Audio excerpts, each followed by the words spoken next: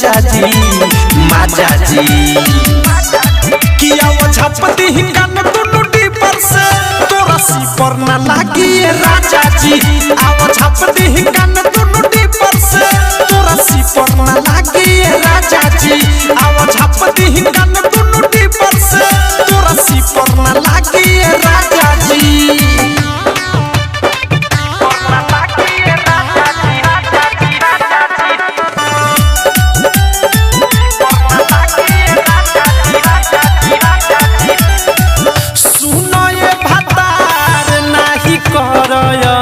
देखा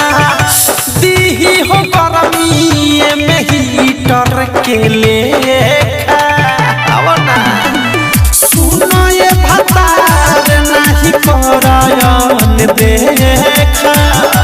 दीही हो गरमी में हीटर के लेखा सुन छितरी के भीतरी समाजा जी सुन छितरी के भीतरी समाजा जी किया वो झपती ही कान दुनु टीपर से तोरा सी पर ना लागी राजा जी आओ झपती ही कान दुनु टीपर से तोरा सी पर ना लागी राजा जी आओ झपती ही कान दुनु टीपर से तोरा सी पर ना लागी राजा जी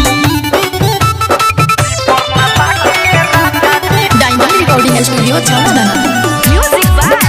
विकेश भोजपुरिया तापतारा घूरा दूरा बैठी के मन से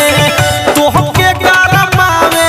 पड़ी गरम ये बदन से तापतारा घूरा दूरा बैठी के मन से तोहके गरमावे पड़ी गरम ये बदन से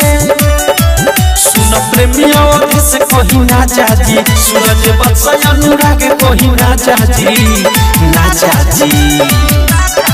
किया वो झपती ही कान दुनु टीपर से तोरा सी पर ना लागी राजा जी आओ झपती ही कान दुनु टीपर से तोरा सी पर ना लागी राजा जी आओ झपती ही कान दुनु टीपर से तोरा सी पर ना लागी राजा जी आओ ना।